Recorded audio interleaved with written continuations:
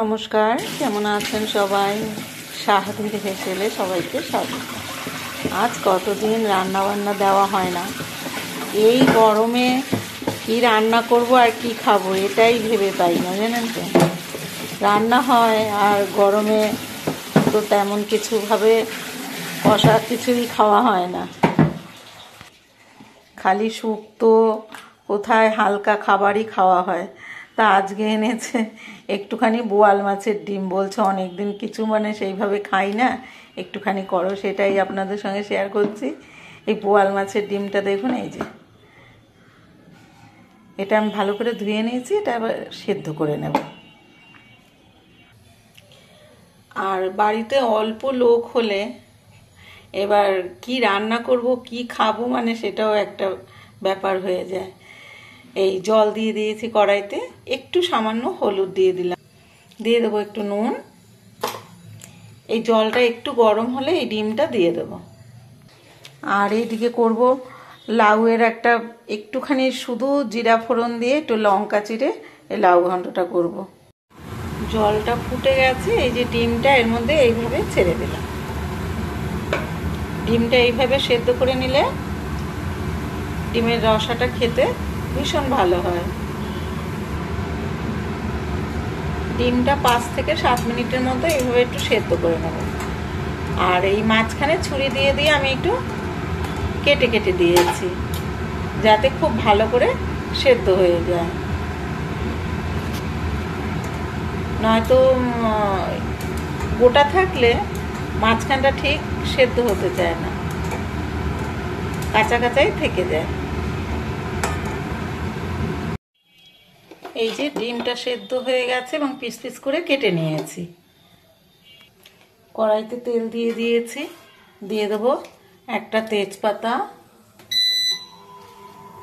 একটা শুকনো লঙ্কা, একটু গোটা গরম মশলা দিচ্ছি, এলাচ আর দারচিনি, আর দিয়ে দেবো একটু সাদা জিরে। মশলাটা হয়ে গেছে, নিয়েছি একটা আলু কেটে নিয়েছি গোল করে। আলুটা একটু ভেজে নেব। আলুটা ভাজার জন্য সামান্য একটু হলুদ দিচ্ছি, দিয়ে দেবো স্বাদ মতো নুন। মশলা নিয়েছি, একটু কাঁচা লঙ্কা বেটে নিয়েছি, আর একটু 1 চামচ আদা বেটে নিয়েছি। কাঁচা লঙ্কার মধ্যে আমি দিয়ে দিচ্ছি একটু জিরার গুঁড়ো, একটু ধনের গুঁড়ো, রঙের জন্য একটু কাশ্মীরি লঙ্কার গুঁড়ো, কারণ আমি কাঁচা লঙ্কা অনেকটাই বেটেছি। মশলাটা সব একটু গুলে নিলাম জল দিয়ে একসাথে। আলুটা ভাজা হয়ে গেছে, দিয়ে দিচ্ছি এই 2 চামচের মতো পেঁয়াজ বাটা। পেঁয়াজটা আমি বেটে নিয়েছি, আজকে একটু পেঁয়াজ দিয়ে করলাম রসাটা। পেঁয়াজটা আগে একটু কষিয়ে নিচ্ছি, দিয়ে দেবো একটা টমেটো কুচি। পেঁয়াজটা টমেটোটা কষানো হয়ে গেছে, এবার দিয়ে দিচ্ছি একটু হলুদ আন্দাজ মতো, আর যে মশলাটা গুলে রেখেছি মশলাটা দিয়ে দিলাম। এবার এটাকে কষিয়ে নেব 5 মিনিটের মতো। মশলাটা একদম কষানো হয়ে গেছে, এবার জল দিয়ে দিচ্ছি।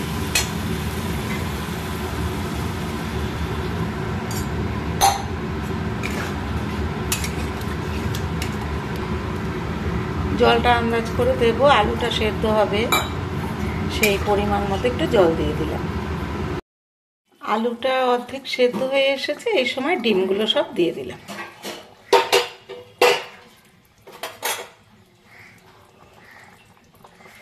এই ডিমগুলো কিন্তু ভাজিনি, ওই সেদ্ধ করে তুলেছি যে সেইভাবেই দিয়ে দিচ্ছি।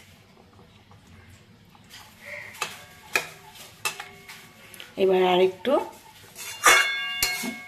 এই ঝোলটা টানবে আর একটু ফুটবে, আলুটা ভালো মতো সেদ্ধ হয়ে গেলে নামিয়ে নেব।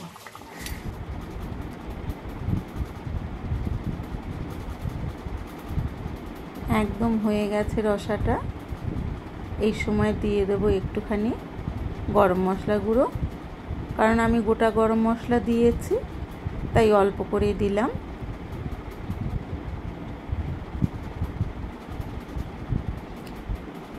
আর শুকাবো না। এই যে নামিয়ে নিয়েছি, একদম রেডি বোয়াল মাছের ডিমের রসা। সকলে সুস্থ থাকবেন, ভালো থাকবেন, নমস্কার।